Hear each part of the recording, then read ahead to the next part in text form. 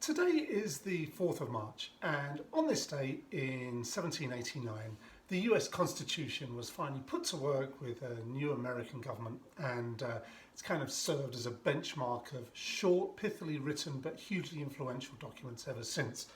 But this is also the day, as a result of that 4th of March date, that a bunch of QAnon deluded idiots, just like those ones that went marching into the US Capitol to try and lead an insurrection led by who appeared to be the leader of Jamiroquai and a bunch of other nut jobs who thought they could just, take the speaker's podium and run away with it and just generally take over the country because their guy didn't win.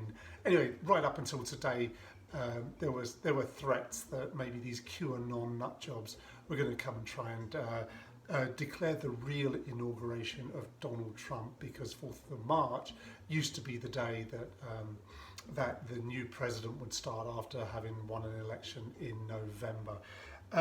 So what do you do with something like that? Well, I decided that we could only drink an Americano, which is a nice, interesting drink. It was originally apparently just a Milano Torino or a Torino Milano cocktail, and that's because the two main ingredients are from Torino. I don't know if you can read that on there on the Carpano Antica Formula sweet vermouth, and one from Milan, which is Campari. You can maybe be able to read the Milano on there.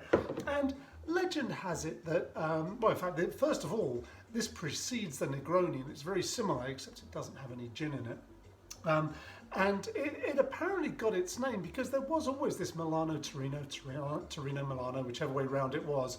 But in the sort of prohibition area in America, a lot of Americans went to Europe and they drank cocktails when they were there because it was a bit hard to get a legal one in America.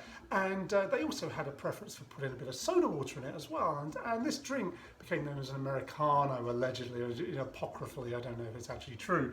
But also today was mostly a nice sunny day, and this drink really is a perfect summery drink without the kind of sometimes overpowering sweetness of something like an Aperol Spritz. So I think this is the ideal drink. It's a springtime drink. It could be a winter drink. It could be a summer drink. It doesn't really matter. It's a delightful aperitivo, and I'm going to show you how to make it right now. It is remarkably easy. So it's essentially 1 part of Campari. I'm going with a 1.5 ounce measure. That's the usual measure that I saw in the recipes that I looked up on my friend of the interwebs, and the same amount of our sweet vermouth. Throw that in there and we get our Italian elements put together like so, and then we just top that up with, it'd be about 2.5-ish ounces of soda water, seltzer water, whatever you want to call it, club soda.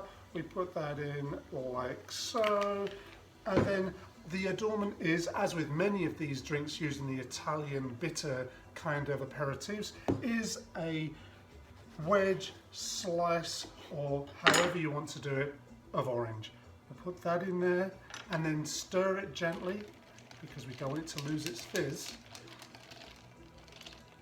And there we go, and that looks remarkably refreshing. Let's see what we've got.